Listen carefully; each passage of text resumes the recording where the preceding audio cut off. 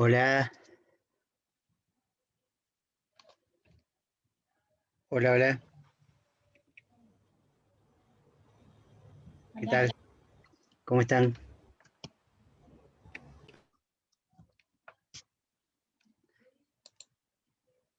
Bueno, de a poquito van entrando. Eh, Gracias por avisar, no sé quién me avisó primero que no había mandado el link, aparentemente fue así. No sé, no sé qué pasó después de averiguo, pero ya no tiene sentido, menos mal que me avisaron a tiempo. Qué sé yo, tengo 4 materias, a veces ni siquiera sé qué estoy dando exactamente o qué materia estoy dando, pero bueno, trato de ubicarme. Creo que más o menos voy acertando. Estamos en semiología del ciclo básico, así que creo que estoy ubicado en tiempo y espacio. Pero bueno, cuando mandé el link o intenté mandar el link, evidentemente tuve algún problema. Porque en el Zoom está, o sea, en las, ¿cómo se llama? Las reuniones programadas, está, lo tengo hecho y tengo otras reuniones. Pero lo que no hice, evidentemente, fue mandarles el link por correo, como hago siempre. Y mi intención era mandarles también un texto para ir analizando, para ir trabajando, pero en realidad recién hace un ratito me puse en el campus, me fijé en el campus y está el texto, así que igual se lo voy a mandar, pero está en lo que sería la unidad 4, que es lo que vamos a empezar a ver hoy, ya terminando Benveniste, que era el tema 3, digamos, tema, no, unidad no tema. Terminando el tema 3, bueno, empieza el tema 4, que es más que nada práctico, como ya les vengo adelantando hace bastante tiempo. En ese tema, aparte de los textos, de los temas teóricos que vamos a ver, bueno, hay dos modelos de análisis de textos. Es decir, un texto, ¿no? Más o menos largo, periodístico, analizado. Es un género discursivo secundario, según Bakhtin, ¿no? Un enunciado, ¿no? Perteneciente a un género secundario, con un autor. Uno de los textos es un análisis que hice yo hace mucho tiempo. Pero bueno, quedó, digamos, lo utilizamos casi todos los cuatrimestres. Y bueno, de todas maneras se lo voy a mandar para que lo vean, porque ahora cuando empecemos con los temas prácticos, lo que pueden hacer con ese texto es tratar primero de leerlo, de resolverlo ustedes por su cuenta, por lo que entienden, por lo que pueden llegar a identificar, a reconocer, a interpretar, y después ver cómo lo hice yo.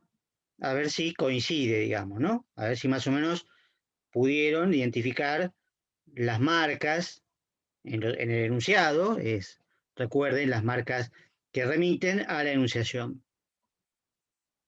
Los temas y el cronograma, también les voy a mandar el cronograma porque si bien está en el campus y creo que se los mandé también en uno de los primeros mails, a ver si lo puedo encontrar. Estamos un poquito atrasados, pero bueno, tampoco es para, qué sé yo, para lamentarlo así como que, oh, qué macana que estamos tan atrasados. No, no, sí es este. ¿Ven algo? A veces tarda un poco. Bueno, nosotros estamos entonces acá, ¿no? El 18 de mayo, de ICSIS y apelativos. El martes, por supuesto, es feriado, así que no vamos a tener clase. Después vamos a ver subjetivemas, modalidades, polifonía, etos, ejercitación, hasta el 22 de junio. Y después el segundo parcial es el 29 de junio. Después, bueno, vamos a hacer otra clase con repaso para el final, ¿no? Y después, bueno, el 13 de julio sería el recuperatorio, para los que no aprobaron, ¿no? Así que eso, bueno, se los voy a mandar de vuelta porque, como hice algunos cambios, porque estamos atrasados en realidad, como le dije recién, estamos un poquito atrasados, hice algunos cambios y bueno, de todas maneras puede haber más cambios todavía, pero para que lo tengan a mano y tengan en cuenta las clases que va a haber y bueno, y la fecha de parcial y eso no se movió, ¿no? Eso sigue siendo desde el principio, eso desde ya. Eh, Así que bueno, eso es una de las cosas. Después, bueno, el texto que les decía, ya que estamos hablando de eso, total, esto queda grabado. A ver si es esto, sí. Van a ver una cosa así cuando se los mande, y si lo bajan del campus, creo que está igual, que dice modelo de análisis y redacción, temas de enunciación. Y después es un artículo de un escritor jujeño muy importante que se llamaba, en realidad falleció, Héctor Tizón, se llama La peste extranjera, y trata, bueno, de otra epidemia que hubo, no tan grave como la actual, por supuesto, pero fue la epidemia de cólera que hubo en la década del 90. Está la fecha por abajo, creo. Bueno, es larga, bastante larga, y después está el análisis. El análisis con los temas que tenemos que ver, que estaban recién en el cronograma, ¿no? De Ixis personal y apelativos es el primer tema, que es lo que tenemos que ver hoy. ¿Sí? Bueno, ya tienen todo esto para practicar. Tienen otros textos también para practicar, ¿eh? Tienen otros textos para practicar y guía de actividades, etcétera, que, bueno, todo lo que puedan hacer, esta vez no va a haber una obligatoria, porque si no vamos a perder, van a perder tiempo, no, yo voy a estar corrigiendo, corriendo, no tiene sentido. Pero traten de hacer alguna cosa para practicar, porque ese es un modelo de redacción, pero no enseña a redactar, da una referencia solamente de cómo podrían redactar un buen texto, un buen análisis, con los elementos que van a ir aprendiendo. Que ya empezamos a aprender en realidad, pero bueno, ahora tenemos que profundizar un poquito más hoy con el tema de Deixis hasta donde lleguemos. Bueno, ahora que somos pocos, somos 12 igual, supongo que algunos más se engancharán, pero bueno, está grabado de todas maneras, así que espero que la consulten, la clase. Siempre veo que hay pocas consultas, pero bueno, no importa. Cuando se acerque el parcial, por lo menos lo van a tener. Estamos terminando de ver, en realidad lo terminamos, ¿no? El artículo de Benveniste que yo tomé en segundo término, que es la subjetividad en el lenguaje, que como dije, de alguna manera define esta parte de la materia hasta el final. Porque lo que tenemos que justamente investigar, estudiar, desarrollar, identificar es esto. Es cómo se manifiesta la subjetividad en los enunciados. Cosa que en general, desde el punto de vista teórico, ya lo sabíamos de mucho antes, desde Bakhtin, pero ahora tenemos que verlo de manera práctica. Es decir, cuáles son las huellas del sujeto en sus enunciados. Les adelanté que eran, en principio, lo que llamamos deícticos, palabras deícticas o sistema de deixis. Y que, bueno, eso lo vamos a ver en otro ratito. Solamente quiero repasar, para terminar la parte teórica, recordarles que lo que propone Benveniste en ese artículo es que el lenguaje no es una mera herramienta de comunicación, sino algo mucho más profundo y más importante. El lenguaje constituye al sujeto. No hay lenguaje sin un sujeto que lo hable y viceversa. No hay sujeto sin un lenguaje que pueda hablar. Como habíamos visto desde la primera clase, aunque de una manera un tanto más superficial, sociedad, lenguaje, ser humano son casi correlativos. No así la escritura, como mencioné varias veces y hubo algunas confusiones en los parciales. La escritura es un fenómeno muy posterior en la historia y que en algunos pueblos nunca llegó. Hay pueblos incluso actuales que no tienen escritura, pero tienen lenguaje. Es imposible que haya un pueblo sin lenguaje. una sociedad humana sin lenguaje.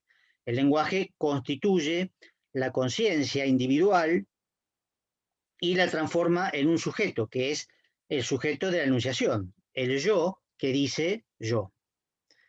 En ese sentido, todo enunciado, de alguna manera, implica un yo, aunque no esté presente de manera explícita con una marca.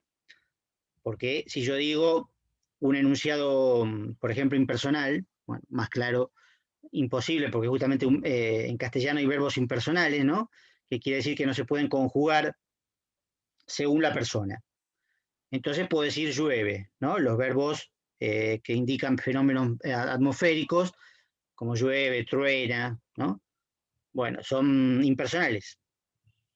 Entonces llueve, ¿qué pasa? No tiene ninguna marca de primera persona, porque es un verbo impersonal, ¿sí? Sí tiene marca temporal.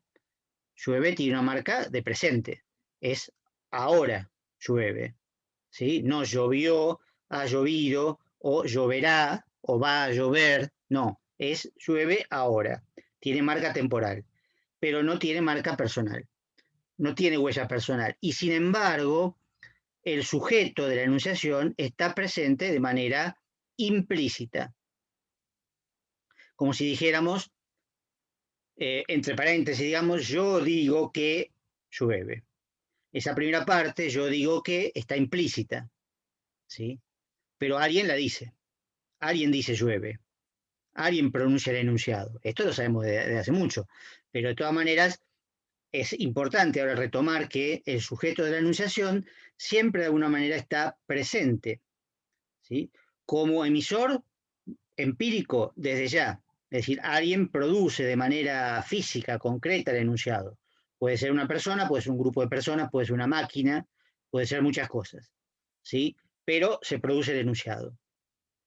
Dentro del enunciado, a veces hay marcas de ese sujeto, a veces no, y esas marcas van constituyendo lo que llamamos enunciador, es decir, el imaginario de ese sujeto, ¿sí?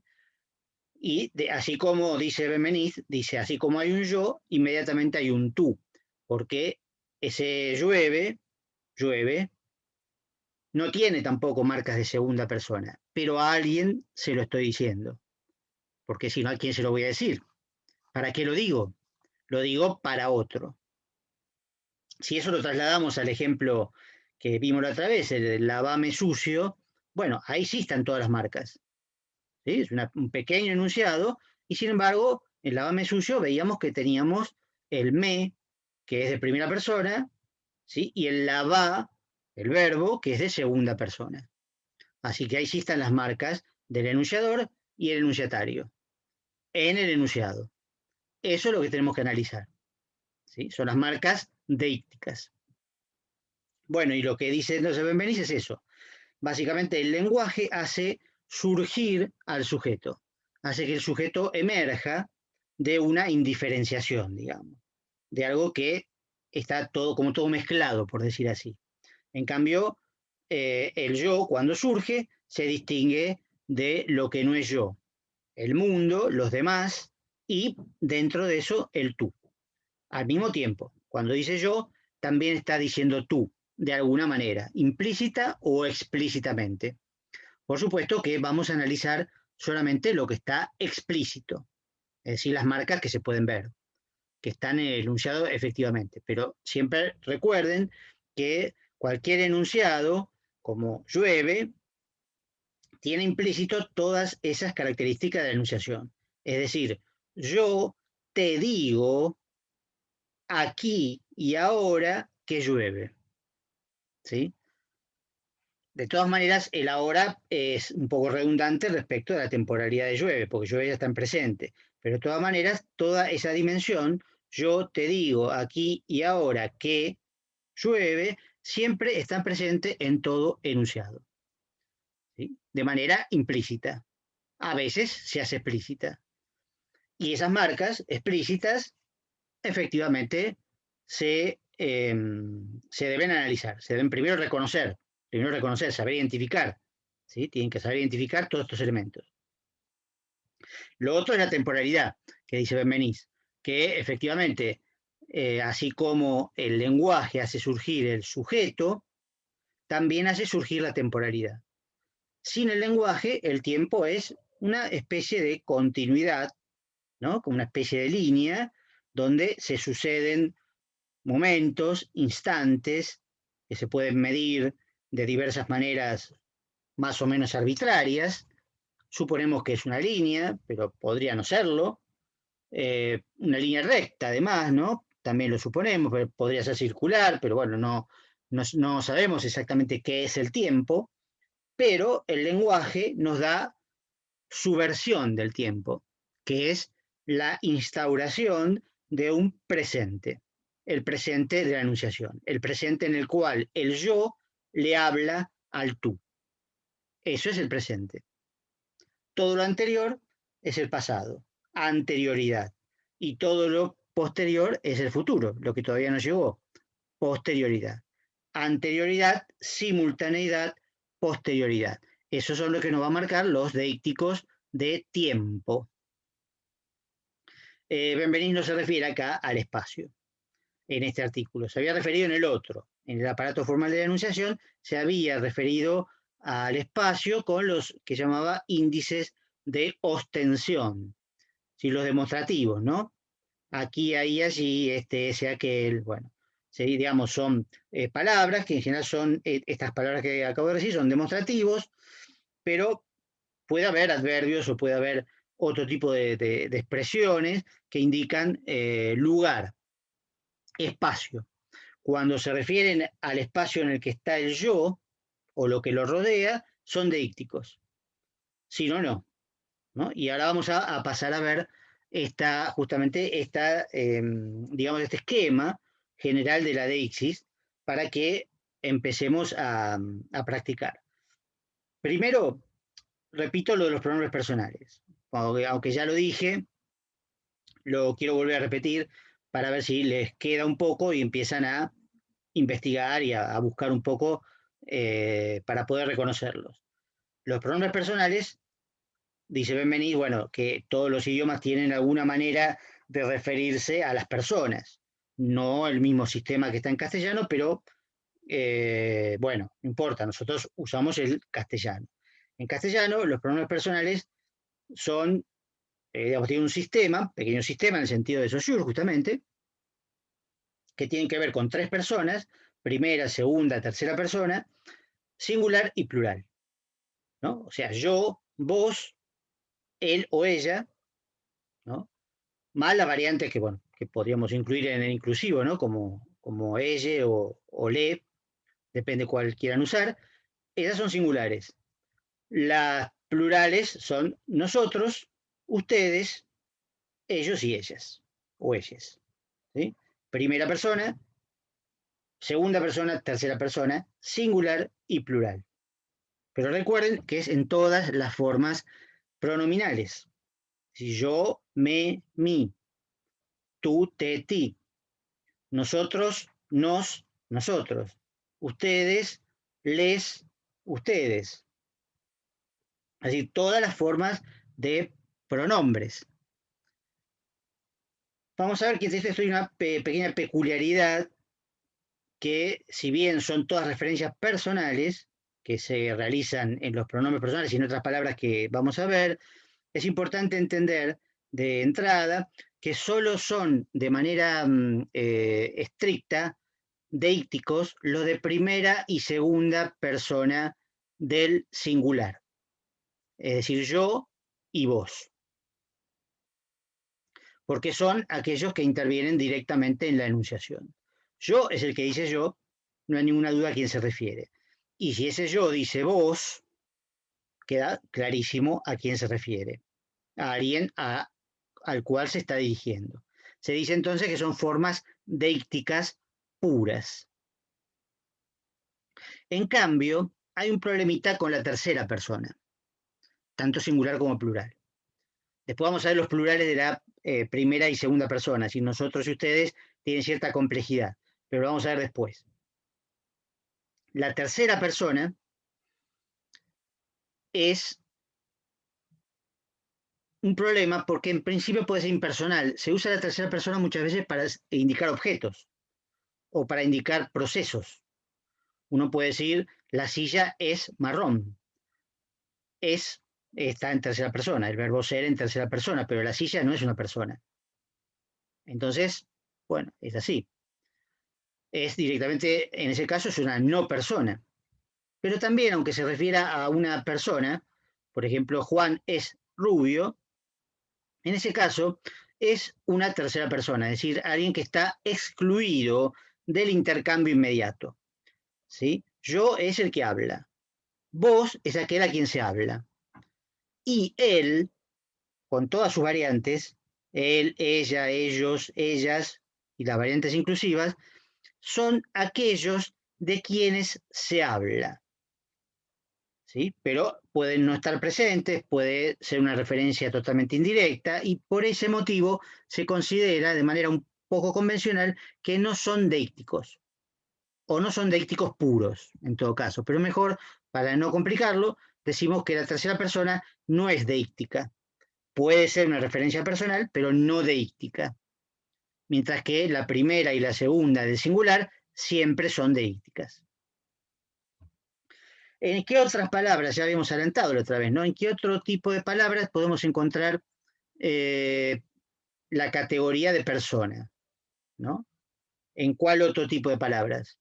Que es muy abundante en castellano, ¿no? Más que en otros idiomas a veces.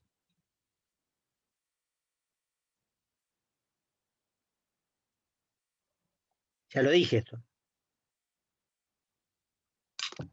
Otro tipo de palabras incluye la categoría de persona. No es una sola, pero bueno, es la principal. Recién di un ejemplo, pero bueno. Va, dos ejemplos.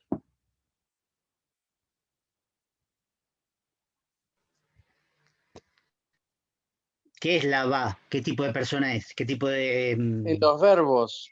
En los verbos, muy bien. En los verbos. Como ya habíamos indicado, la desinencia de los verbos nos da la categoría de Cerebro. persona. Es la desinencia, es decir, la última parte. La última partecita que no varía, digamos, porque la raíz digamos, varía en función de la persona, por supuesto, y también en función del tiempo, en función del número, bueno, varía en función de muchas cosas, pero quiero decir que se mantiene bastante estable, más allá de la raíz que la raíz de los verbos irregulares cambia. ¿No? Pues yo puedo decir amo, es un verbo regular, por supuesto, pero quiero es un verbo irregular, ¿no? Porque la raíz es querer, ¿no? Querer, pero bueno, se transforma en quiero, es irregular. Pero la O queda, y esa O marca, entre otras cosas, primera persona del singular. Amo, quiero, ¿sí? En los verbos, muy bien. Y ahí van a encontrar, por supuesto, tienen que ver todos los verbos que hay, porque en cualquier texto está lleno de verbos en castellano. Pronombres personales casi no va a haber, pero verbos puede haber muchísimos en un texto, así que tienen que reconocerlos todos. Y después hay también otro tipo de palabras que son los posesivos. Los posesivos obviamente también tienen un contenido eh, personal, ¿no? Mi casa. Mi casa es la casa de yo, que no se puede decir así en castellano, ¿no? Pero es lo mismo, mi casa, ¿no? La casa mía, ¿sí? En cambio, con nosotros sí se puede, por ejemplo, nuestra casa o la casa de nosotros. Eso se puede decir, ¿no?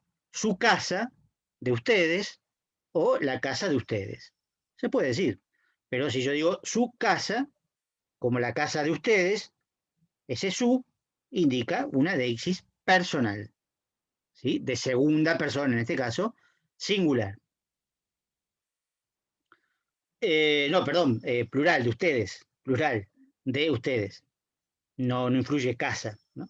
Mi casa es singular, nuestra casa es plural, ¿sí? Bueno, eso puede aparecer en forma de posesivos, ¿no? Tanto adjetivo como pronombre, ¿no? Mi casa, la mía. Bueno, todo ese juego, digamos, o variantes de las formas pronominales y las formas posesivas, que tienen algo de pronominal también, ¿no? Pero básicamente lo que tienen es la categoría de persona, que es lo que estamos investigando. Eso nos interesa particularmente. Bueno, hasta acá, después retomamos con, si llegamos en esta clase, si no en la próxima, pero tienen textos para verlo de todas maneras, las variantes de ustedes y nosotros, que son medio complicadas, porque ustedes y nosotros, es decir, primera y segunda parte y segunda persona del plural, significan en castellano muchas cosas distintas, ¿no? Nosotros puede significar 3 cosas y ustedes 2 cosas. Y no todas esas formas son deícticas. Pero eso lo dejo por ahora. Quiero pasar a la deísis temporal y espacial, que me interesa que puedan tener un panorama también para ir investigando, buscando los elementos, etc. Porque, bueno, no es fácil. Si no lo tienen presente, pues, seguramente no va a ser fácil. Entonces, mejor ir adelantando para que puedan revisar los textos. Si quieren empezar por el mío, empiezan por el mío, pero si no, pueden empezar por cualquier otro de los que tienen y buscarlo, digamos, buscarlo en esos textos y practicar. Me lo pueden mandar, yo lo corrijo, etcétera. Eso está siempre vigente. O consultar acá, ¿sí? Pero lo que pasa es que no podemos practicar tipo taller porque se nos iría la hora volando y no tiene mucho sentido. No es que sea una pérdida de tiempo, lo que pasa es que nos comería clases enteras practicar. Entonces no podemos. Voy a compartir una pantalla a ver si se ve. Bueno, se ve.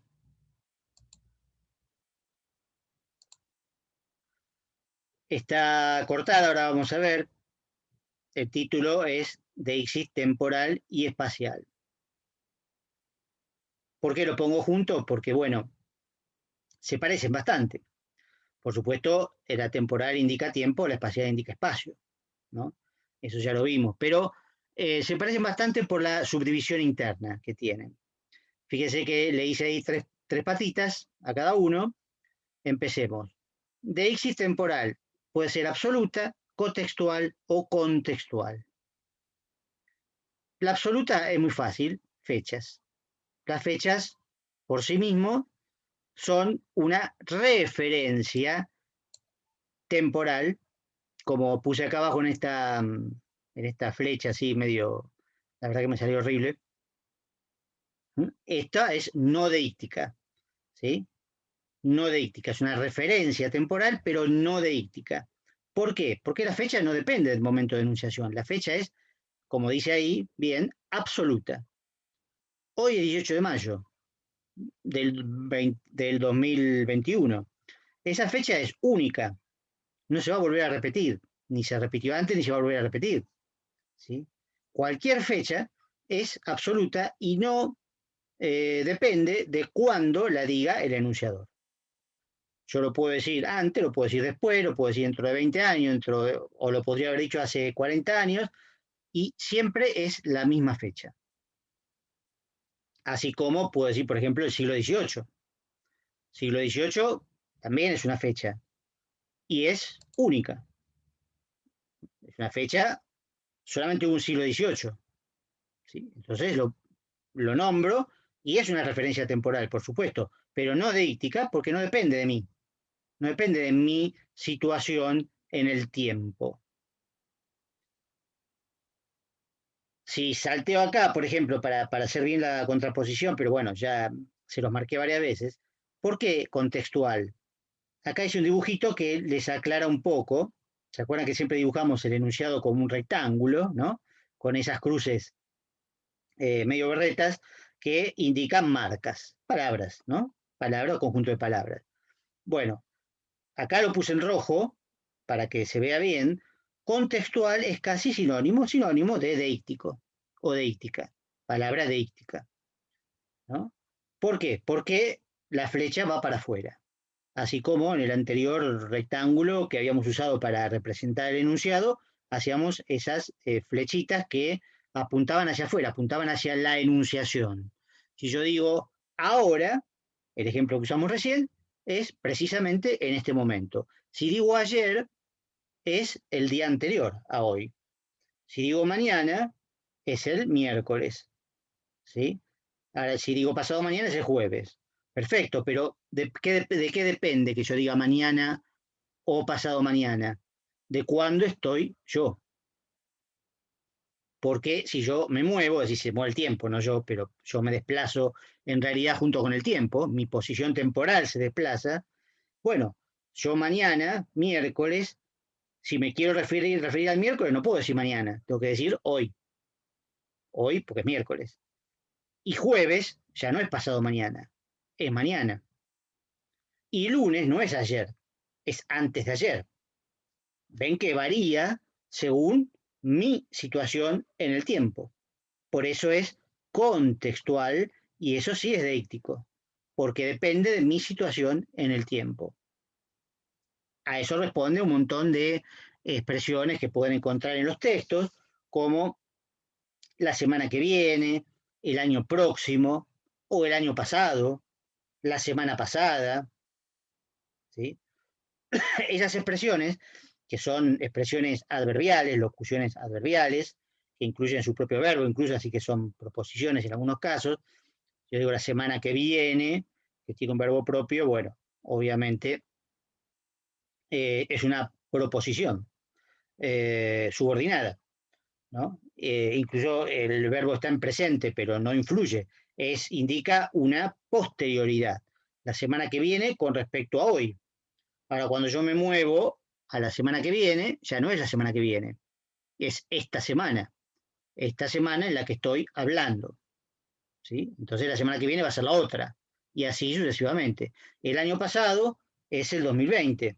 ¿Por qué? Porque estamos en el 2021. Pero el 2020, si yo decía el año pasado, era el 2019. Bueno, todo ese tipo de expresiones, el año pasado, ¿no? La semana pasada, el martes pasado, la clase pasada, bueno, todas son expresiones deícticas, porque dependen de cuándo las digo. Si yo las digo en otro momento, cambian, tienen que cambiar, evidentemente. Pero esto en realidad ya lo habíamos visto. Entonces vuelvo a lo cotextual. ¿Por qué una referencia podría ser cotextual? Fíjese el dibujito, ¿no? Esto es porque una referencia temporal me reenvía a otra que está en el mismo enunciado, es decir, en el mismo texto, no en la enunciación. Por lo tanto, no va a variar, ¿no? Supongamos que yo digo, en el caso temporal, ¿no? Nos mantenemos en el temporal, en lo temporal, en este eje, ¿no? Cotextual, ¿sí? Supongamos que yo digo, en 1810 se declaró la libertad de las Provincias Unidas. ¿Qué pasa? 1810 es una fecha, por lo tanto es una referencia absoluta. Sigo.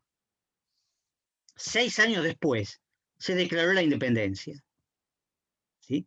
Ese 6 años después, que sería esta marca, ¿no? 6 años después, es una referencia contextual, es invariable, no depende de cuándo lo diga yo. Yo eso lo puedo decir ahora, lo puedo decir dentro de 20.000 años, bueno, no, yo no voy a estar vivo, por supuesto, pero cualquiera lo puede decir dentro de 20.000 años y siempre va a ser 6 años después, 1810, 1816. Clarísimo, ¿no? En cambio, si yo dijera, ojo, hace 200 años, bueno, todavía no, pero en el 2016, por ejemplo, hace 200 años se declaró la independencia, esa expresión es deíctica, justamente porque solo la puedo decir en el año 2016. Así como en el 2010 festejamos el bicentenario. Bueno, solo lo festejamos en el 2010, porque hacía 200 años que se había declarado la libertad de las Provincias Unidas, la Revolución de Mayo, digamos, 25 de mayo. ¿Sí? Entonces, ese hace 200 años, por supuesto, es contextual, deíctico, depende de cuándo lo diga. ¿Sí? Porque si yo digo ahora hace 200 años, me estoy refiriendo en realidad a cuándo, 1811. 1811. ¿sí? Que es el año que nació Sarmiento, por ejemplo. ¿Sí? Podría decir eso. Hace 200 años nació Sarmiento. Hace 200 años es una expresión deíctica. El año pasado no la podía decir, el año que viene tampoco. Pero si digo en 1811 nació Sarmiento, bueno, obviamente es una referencia temporal absoluta, ¿sí? Y por lo tanto no deíctica. ¿Sí? Bueno, eso incluye los verbos, por supuesto, ¿no? Los verbos donde va a estar, donde se distingue el presente, ¿no? El presente de la enunciación, y después la forma de pretérito. La más correcta, la más deíctica es el pretérito perfecto compuesto, pero que no se usa acá en Buenos Aires, en el Río de la Plata en general no se usa el pretérito compuesto. Si ustedes, según a ustedes son del interior, mal llamado interior, o de otro país de América Latina o de España, bueno, de España no hay, creo, pero puede ser que haya de otros países del continente, seguramente usan el pretérito perfecto compuesto, ¿no? He amado, he partido, he temido. Nosotros en Buenos Aires usamos amé, temí, partí. No sabemos usar el pretérito perfecto compuesto. Usamos el pretérito perfecto simple. ¿Sí? Pero bueno, de todas maneras, indicamos un pasado, una anterioridad. Y el futuro, bueno, el futuro, a veces se usa el futuro simple y a veces se usa una expresión perifrástica, digamos, ¿no? Nadie dice en la realidad real, siempre te amaré. Eso puede ser una telenovela, digamos, pero nadie usa el futuro simple, siempre te amaré. La verdad, es un poco rebuscado, es para no creerle, ¿no? En realidad uno dice, siempre te voy a amar, ¿no? Siempre te voy a amar, es decir, el verbo ir más infinitivo.